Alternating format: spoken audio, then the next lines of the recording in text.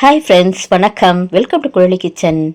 இன்றைக்கி குழலி கிச்சனில் என்ன செய்கிறோம், டெய்லி வெறும் இட்லி தோசைன்னு கொஞ்சம் போர் அடிக்குது இல்லையா, அதுக்காக ஒரு ஜஸ்ட் ஃபார் சேஞ்சு இட்லி மாவில் நல்லா ஒரு 4-5 வெங்காயம் சாப் பண்ணி போட்டுக்கிட்டேன். ஒரு 4-5 பச்சை மிளகாய் சாப் பண்ணி போட்டு, கேரட்டு ஒரு 2 கேரட் துருவி போட்டுட்டு, கொஞ்சம் கருவேப்பிலை கொத்தமல்லி இதெல்லாம் போட்டுட்டு, கொஞ்சம் குழி பணியாரம் மாதிரி சுட்டுட்டு, கொஞ்சம் அப்படியே ஊத்தப்பம் மாதிரி சுடலாம் அப்படின்னு சொல்லிட்டு கொஞ்சம் மாவு எடுத்து கரைச்சிக்கிட்டேங்க.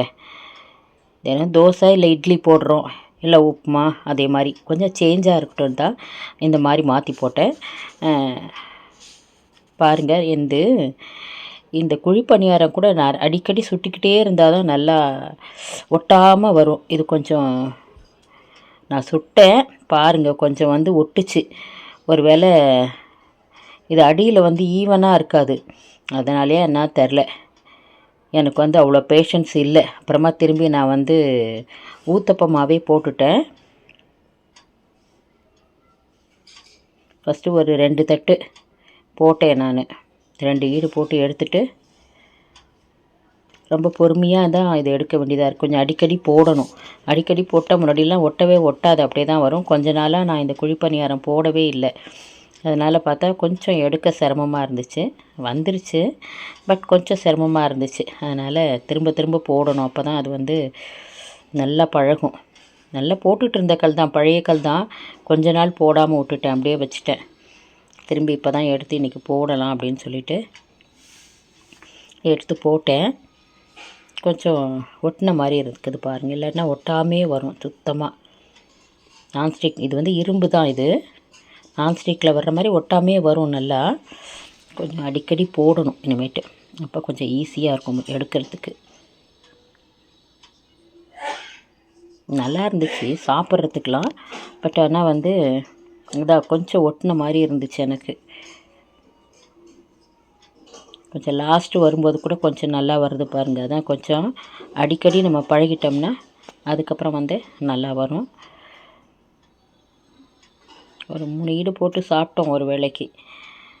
அதுக்கப்புறம் நான் அதே மாவு இருந்துச்சு, அது நைட்டு தான் நான் இந்த ஊத்தப்பம் போட்டது. சரி, குழிப்பணியாரம் வேணாம், காலையில் போட்டாச்சு போதும்னு சொல்லிவிட்டு போட்டேங்க. இது சூப்பராகவே இருந்துச்சுங்க. இது ஊத்தப்பம் செமையாக இருந்துச்சு. இதில் நான் அந்த கொள்ளு பொடி ரெசிபி கூட போட்டிருப்பேன். அந்த கொள்ளு பொடி தான் நாங்கள் இட்லி தோசைக்கெலாம் தொட்டுக்கிறோம். அதே தான் மேலே நான் தூவிட்டு அப்படி பரட்டி போட்டு எடுத்து சட்னி இருந்துச்சு, சட்னி வச்சுட்டு சாப்பிட்டோம். செமையாக இருந்துச்சு. கொஞ்சம் எப்போதுமே ஊத்தப்பத்தில் கொஞ்சம் பொடியெலாம் போட்டு சாப்பிட்டோம்னா ரொம்ப நல்லாயிருக்கும். அது மாதிரி தான் இன்றைக்கி நான் செஞ்சேன். நல்லா இருந்துச்சு.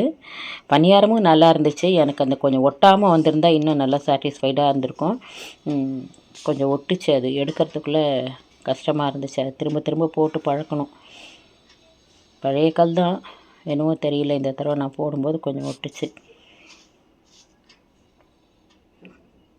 அவ்வளோதாங்க, இந்த ஊத்தப்பமும் போட்டாச்சு. ஒரு நாளைக்கு ஒரு சேஞ்சுக்கு இது மாதிரி நம்ம வெஜிடபிள், இன்னும் கூட இதில் கேபேஜ் அதெல்லாம் எது வேணாலும் கட் பண்ணி போட்டுக்கலாம். நம்ம வெஜிடபிள் போட்டு வெங்காயம்லாம் போட்டு நல்லா இது மாதிரி ஊத்தப்பம் போட்டு சாப்பிட்டாலும் நல்லா டேஸ்டியாக இருக்கும். நமக்கு ஹெல்தி, ஒரு சேஞ்சாகவும் இருக்கும் இல்லைங்களா. நல்லா இருந்துச்சு. இந்த குழிப்பணியாரம் ஊத்தப்பம் வீடியோ உங்களுக்கு பிடிச்சிருந்துச்சுன்னா குழலி கிச்சன் சேனலை like, share, comment and subscribe my dear friends. நல்லதை உண்போம், நலமுடன் வாழ்வோம், நம் சுவை நம் கையில். நைட்டு டிஃபன், இது மார்னிங் அண்டு நைட்டு டிஃபன் தான் இப்போ நான் உங்களுக்கு போட்டது. மார்னிங் குழிப்பணியாரம், நைட்டு ஊத்தப்பம் போட்டேன். உங்களுக்கு பிடிச்சிருந்தா உங்கள் கமெண்ட்டை கமெண்ட் பாக்ஸில் போஸ்ட் பண்ணுங்கள் ஃப்ரெண்ட்ஸ். இது போல் ஒரு அழகான வீடியோவில் மீண்டும் நாம் சந்திக்கலாம். அதுவரை உங்களிடமிருந்து விடை பெறுவது உங்கள் பூங்குழலி. வாழ்க வளமுடன். நன்றி. நான் போன வீடியோலேயே விமென்ஸ் டே விஷஸ் சொல்லணும் அப்படின்னு சொல்லிட்டு நினச்சிருந்தேன். ஏதோ ஞாபகத்தில் நான் சொல்லாமே அப்லோட் பண்ணிட்டேன். சாரி. இந்த தடவை நான் இந்த வீடியோவில் சொல்லிக்கிறேன். பிலேட்டட் விமென்ஸ் டே விஷஸ்ப்பா. எல்லா மகளிருக்கும் மகளிர் தின சார்பாக வாழ்த்துக்கள். இதை லேட்டாக சொல்கிறேன்னு தப்பாக எடுத்துக்காதீங்க. எல்லாருக்கும் சொல்லணும்னு தோணுச்சு. ஐயோ சொல்ல மறந்துட்டோமே அப்படின்னு நினச்சேன் நான். சரி பரவாயில்லை, அதனால் என்ன, நம்ம கே ஸ்கொயர் ஃபேமிலிக்கு நம்ம சொல்லிடலாம் அப்படின்னு சொல்லிட்டு தான் இந்த வீடியோவில் நான் சொல்கிறேன்.